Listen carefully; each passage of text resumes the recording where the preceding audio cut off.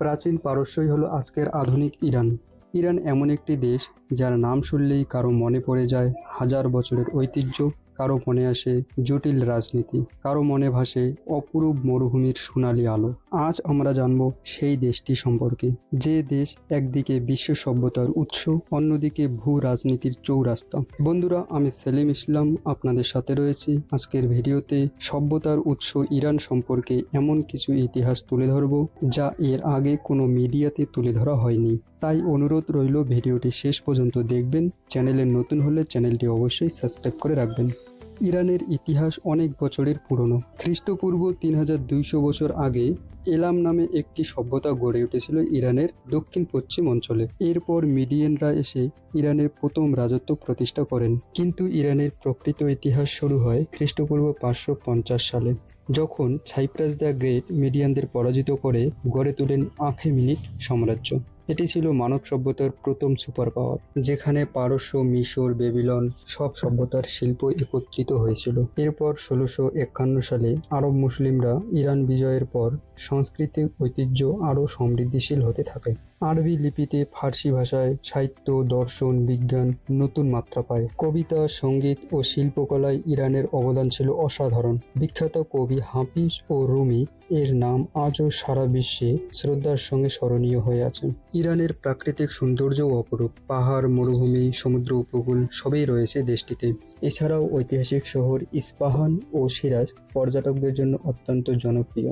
Iran বিশ্বের অন্যতম বৃহত্তম তেল ও প্রাকৃতিক গ্যাসের সমৃদ্ধ একটি দেশ। তেল ও গ্যাস দেশটির অর্থনীতিতে প্রধান গুরুত্বপূর্ণ ভূমিকা পালন করে। এছাড়াও কৃষি, শিল্প, পর্যটন খাতেও অর্থনীতির গুরুত্বপূর্ণ ভূমিকা পালন করে। ইরানের বিখ্যাত রপ্তানি পণ্যের মধ্যে রয়েছে কার্পেট, পেস্তা বাদাম, জাফরান এবং বিভিন্ন হস্তশিল্প। 1979 সালে ইরানে একটি রাজনৈতিক বড় পরিবর্তন ঘটে, যা ইরানি বিপ্লব নামে পরিচিত। এর মাধ্যমে ইরান একটি ইসলামিক প্রজাতন্ত্র রাষ্ট্রে পরিণত হয়। এই বিপ্লবের মাধ্যমে ইরানের তৎকালীন সম্রাট মোহাম্মদ রেজা পাহলভি ক্ষমতাচ্যুত হন এবং বিপ্লবী নেতা আয়াতুল্লাহ খোমেনির নেতৃত্বে প্রতিষ্ঠিত হয় ইসলামী প্রজাতন্ত্র রাষ্ট্রটি। এই বিপ্লবের পর একটি গণভোট অনুষ্ঠিত হয়েছিল। জনগণের সংখ্যাগরিষ্ঠ অংশই ইসলামী প্রজাতন্ত্র রাষ্ট্রের পক্ষেই ভোট দেন। এর ফলে ইরান একটি রাজতন্ত্র থেকে ধর্মভিত্তিক রাষ্ট্রে পরিণত হয়, যেখানে খোমেনি দেশের সর্বোচ্চ নেতা হিসেবে প্রতিষ্ঠিত হন। আয়াতুল্লাহ খামেনির নেতৃত্বে 1979 সালের বিপ্লব কেবল ইরানের অভ্যন্তরীণ রাজনীতিই নয়, পুরো মধ্যপ্রাচ্যের ভূ রাজনৈতিক দৃশ্যপট পুরোপুরিভাবেই বদলে দেয়। তেহরান হলো ইরানের রাজধানী এবং বৃহত্তম শহর।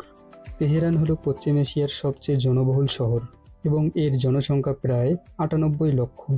দেশের সরকারি ভাষা হলো ফার্সি। ইরানের মোট ভূখণ্ডের প্রায় 30% রয়েছে মরুভূমি। এছাড়াও দেশটিতে অসংখ্য ঐতিহাসিক স্থাপনা রয়েছে। ইরানের কার্পেট ফল সারা বিশ্বে বিখ্যাত।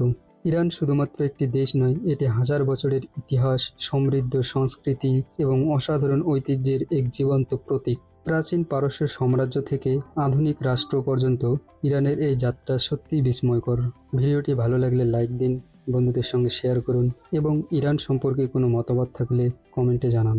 এমন আরও শিক্ষামূলক ভিডিও পেতে চ্যানেলটি অবশ্যই সাবস্ক্রাইব করে রাখুন। ধন্যবাদ সবাইকে। দেখা হবে পরবর্তী আরেকটি ভিডিওতে।